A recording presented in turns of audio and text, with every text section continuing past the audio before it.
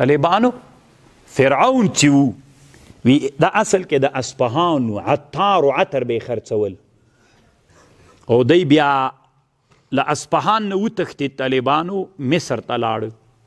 دینونه ډېر سول پې باندې قرضونه له قرضدارانو نه وتښتېد د نوم طالبانو اصل کې ولید ابن مصعب دی چې له دې جنه وتښتېد طالبانو مصر ته لاړو مصر ته چې لاړو طالبانو شام ته لاړو بیا له شام نه مصر ته ول مصر ته چې څنګه لاړو طالبانو چې ګوري هلته دننه هلته پخوا وخت کې طالبانو د بازارونو دیوالونه چارپیرول که نه هر غټ ښار نه به دیوال چارپیرو لکه اوس هم کابل کې نښه سته په هرات کې هم سته طالبانو نښې نو دی چې بازار ته باندې بازار کې د هندواڼو یو غاټ بار د هندواڼو په 1 روپۍ ده دننه یوه هندواڼه په 1 روپۍ ده بازار کې نو ده ویلې چې دغه تجارت پیدا دي که نو باندې یو بار د هندواڼو واخیست بازار ته چې ننه باسي هر سړی ولاړ ده ټکس تر اخلي یوه هندواڼه په ټکس کې تر اخلي بازار ته چې ودرسېد یوه هندواڼه پاتې سله یوه هندواڼه یې په 1 روپۍ خرڅ کړه نو خپلې روپۍ په لاس وی نه دی خوند ونه که خو وی لیدل چې حکومت نشته ده نو راغی طالبان یو هدیرې کې واړول هدیره کې واړول یو سړی مړی ورته سوی ده دوی ورته وایي چې دا مړی دلته خښئ ماته چې 15 روپۍ رانه کې ولا کې رانه خښ کې هغه ورته ویلې صحیح ده په دې وایي چې سترګې سرې سولې بل ته یې مځتې ویلې ولا خلکو نه 3 میاشتې طالبانو هر مړي نه 15 روپۍ اخیستلې دلته باچا خبر سو چې یو سړی راغلی چې مړي خښوي روپۍ غواړي باچا ځان ته راوغوښته چې ته ولې داسې کوې ده ورته ویلې د ما نور مقصد نه ده همدا مې مقصد و داسې یو نادر کار مې وکړه چې ته مې مازې ځان ته راوغواړې یعنې پاچا سره څوک ویني که نه نو کله کله بعضې خلک داسې یو نادر چل وکړي پاچا یې غواړي نه ځان ته یوه نادره قصدن وکړي چې ما خو نور چې نه غوښتل همدغه مې بس تا ته ځان راورسوم ډېرې پیسې چې جمع کړي دا یې پاچا ته کېښودلې وي دغه پیسې مې درته ګټلي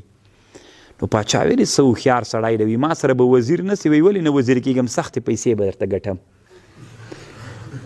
پاچایي خو ماسې هغه ده بس خلک دي دې طالبانو دی بیا هغه چې مړ سو طالبانو بیا فرعون پاچا سو د نوم طالبانو ولید دا خبر طالبانو دلته هم لیکلې كان عطارا بأصفهان ركبته ديون فدخل مصر وإن أمره آل إلى ما آل وحكاية البطيخ شهيرة وقد نقلها مولانا مفتي الديار الرومية في تفسيره روح البيان كده قصة شتا طالبانو او دی طالبانو فرعون بیا ولی ورته ویلې دا داسې چل و طالبانو یو کتاب د ابن ایاس الحنفي جوړ کړی د بدائع الظهور فی وقائع الدهور دغه کتاب کې طالبان یو چرت رالوېدلی دا کتاب مکه مکرمه کې ډېر خرڅېږي نه پوهېږم دومره قوي کتاب هم نه د طالبانو بیخي ډېر په هره کتابخانه کې خرڅېږي نو چې څه راز به په دې کتاب کې یعنې هره کتابخانه کې دا کتاب خرڅېږي دغسې د اترو کتابخانه کې هم دا کتابي کوي خرڅوي ډېر ښه کتاب هم د طالبانو دې کتاب کې لیکلي دي وایي دا فرعون چې و دا قمارباز و بیا دومره قمارونه یې وهل طالبانو اخر په قمار کې هر څه یې وبایلل هېڅ شم نه ورپاتې طالبان یو پرتوګ ورپاتې سو دا پرتوګ یې چا سره په قمار واچاو دی چې په قمار واچو طالبانو قمار یې ترې وګټه بل سړي پرتوګ هم نو ده ځتي منډه کړله چې پرتوګ یې ورویسته نو خلوڅ پاتې کېده منډه یې کړه وتښتېد نه رښتیا له دې نه مخکې مور یې ورته ویلې چې بچیه دا قمار مه وهه ګوره بیا به غریب سي داسې به یې ده ویلې انا عون نفسي انا عون نفسي د خپل نفس مې زه مورې ته ما مه ساته زه خپل ځان ساتم نو خلکو به ورته ویلې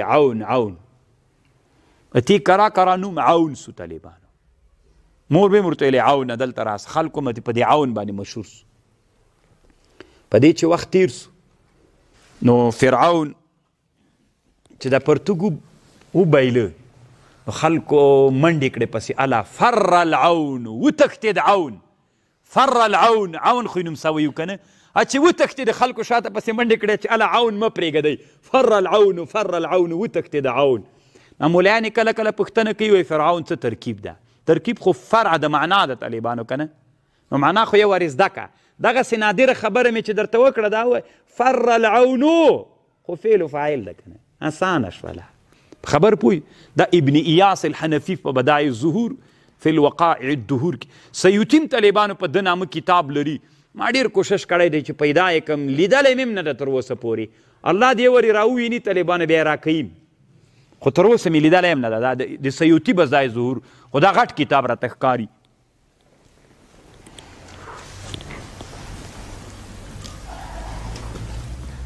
دومره ظالم و طالبانو خوب یې لیدلی و چې یو وړکی هلک را پیدا کیږي او دا به د فرعون باچایي له دې نه ختمیږي دی را شروع سو طالبانو واړه ماشومان به چې پیدا کېدل الالولې جنکیانې یې پرېښودلې داسې قسمه قسم ظلمونه یې په بن اسرائیلو کړي ول دی طالبانو اصل کې د مصر خلک قبطیان دي طالبانو ښه او بیا مصر ته فرعون هلته بن اسرائیلو باندې د غلام مصر نه دې خواته طالبانو شام ده بیا خبر درته کومه لږ وروسته نو طالبانو داسې ظلمونه به یې کول بعضو باندې به طالبانو کارونه کول بعضې خدمتګاران ګرځولي بعضې به قلبې پې کولې بعضو باندې بناوې کولې بعضو باندې طالبانو چې پیسې نه درلودلې هغوی نه به یې جزیه اخیستله هره ورځ به یې جزیه ترې اخیستله مثلا یو سړی به و چې جزیه پې مقرره وه دا جزیه به یې چې ور نه کړله د نن ورځې مثلا هغه به کار نه و کړی پیسې به نه وي ورسره بیا به طالبانو لاسونه شاته ورته وتړل یوه میاشت به بندي و چې ولې د نن خپلې ورځې له غروب د لمر نه دې ولې مخکې روپۍ نه دي راکړي دومره ظالم سړی و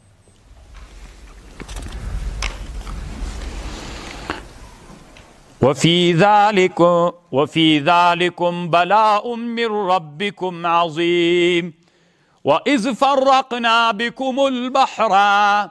یاد کئ هغه وقت فرقنا بكم چې ومچوه بكم د تاسې دپاره بحر د قلزم فانجیناکم موږ تاسې ته نجات درکه واغرقنا آل فرعون من پکې غرق آل د فرعون او تاسې ورته کتل طالبانو کله بیا وروسته دا قصه خو راځي مفصله حضرت موسی علیه السلام زتی تر پتنګ سول 6,000 کسان بني اسرائیل ول طالبانو اخواته مصر د طالبانو په منځ کې دا بحر قلزم ده دې ته طالبانو مخکې ورته بحر قلزم وایي اوس ورته بحر الاحمر وایي اخوانه مصر نه موسی علیه السلام پکې راګټ سو چې پکې راګټ سو طالبانو دریاب یې ووهه 12 لارې پکې جوړې سولې داسې اوبه ودرېدې کالطواد العظیم پکې را روان سول بني اسرائیل چې کله بني اسرائیل را روان سول طالبانو دې طرف ته شام ده ښه د مصر د بل طرف ته دریاب نه چې راواوړې شام د طالبانو چې مدین ورته وایي طالبانو دا مدین د حضرت شعیب علیه السلام شام دلته راغی هغوی چې پسې راګډ سول هغوی الله غرق کړل